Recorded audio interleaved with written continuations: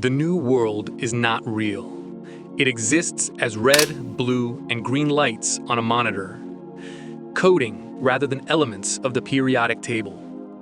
But what the new world and the old have in common are hate, desire, greed, nostalgia, pain, mystery.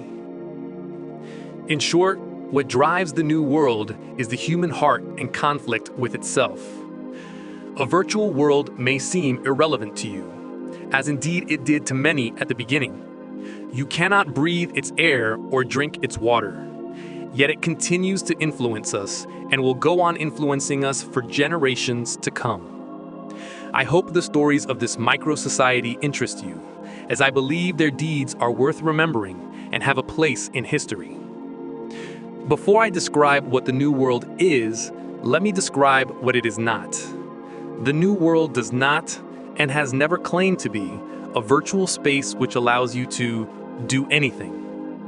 The common rationale is such a simulation would be the endpoint of creativity, but the developers of the new world posited the opposite, that a simulation that lets you do anything is a simulation that focuses on nothing. The new world is also not, strictly speaking, a video game.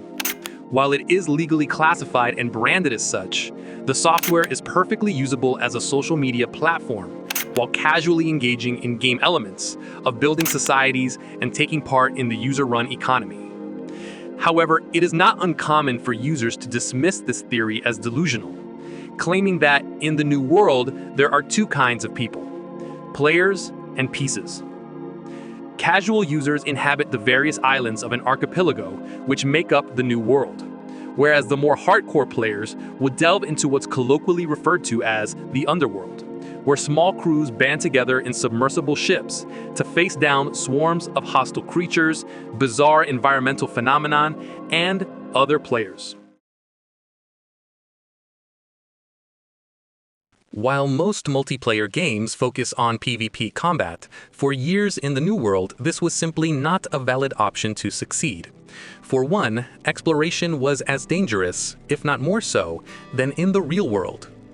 Attempting to sail across the ocean surface will make you easy prey for natural predators, forcing users to travel underwater and blend into darkness.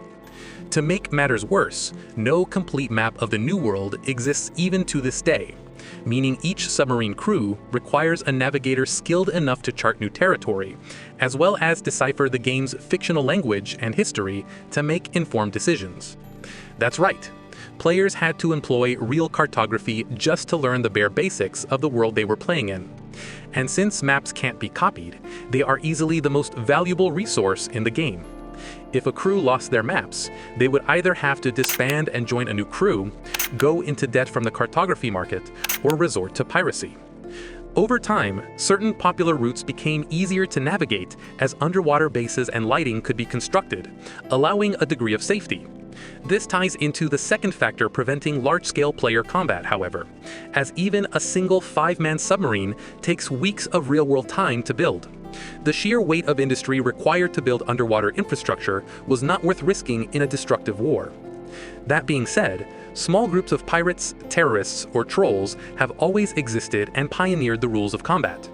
Combat relies on detecting your enemies as fast as possible, while also staying hidden in a cat-and-mouse-like hunt, leading to development of submarines that are quick and stealthy for ambushes and Viking-style hit-and-run attacks.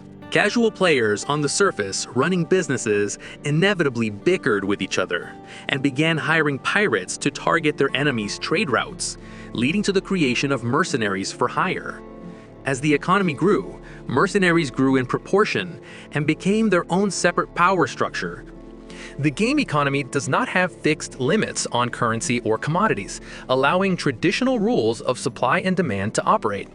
The difference lies with the developers being far more lenient than real-world governments in regulation. Hence, market manipulation, scams, and con artistry is not only possible, but considered a viable strategy for success. While individuals could certainly get rich this way, long-term nation building was only possible while engaging through mostly legitimate means, as no one would do business with known cheaters. Large companies are certainly not above nefarious schemes, however, quietly performing their scams quickly and outside of the public eye. To this day, the triangular relationship between explorers, industrialists, and mercenaries has shaped this ever-evolving virtual world. A modern alliance or coalition could be characterized as industrialists at the head funding the operation, mercenaries as the arms of security, and explorers as the legs running logistics and supply routes. An alliance that can coordinate its entire body is crucial to success and will be able to take on enemies multiple times their size. Since large-scale confrontation is off the table, however, information is the main weapon used and abused between players. Behind every news headline lies a deeper story of informants, traitors, and double agents. Spy networks exist across all levels of society to discover what ships the enemy will sortie, what maps they possess, and how deep their pockets run. Some organizations are particularly skilled at psychological warfare and will take advantage of those susceptible to flattery or unnecessary risk-taking. Patient and slow infiltration across months is a gamble, but a single well-placed agent has the potential to bring down giants.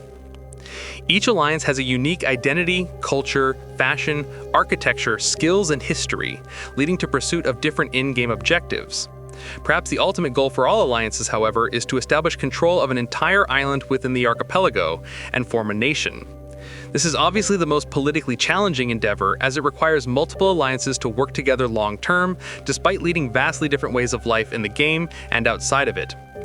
In the history of the New World, only a handful of users have risen to the level of authority required to sit at the high-stakes table of inter-island diplomacy. At this level, the wrong decision can reverberate through the game world for years, dividing groups not only based on political alignment, but human as well, fragmenting lifelong relationships. If you have come this far into the video and I have done my job well enough, you can see that the New World is more than simply a virtual space. We are only as successful today as what our ancestors cultivated and preserved for the next generation to improve upon. The New World's history is human history, incrementally building and passing on knowledge which we can all study and learn from. I plan on making more videos on the New World. Let me know if there's anything you'd like to hear about for next time.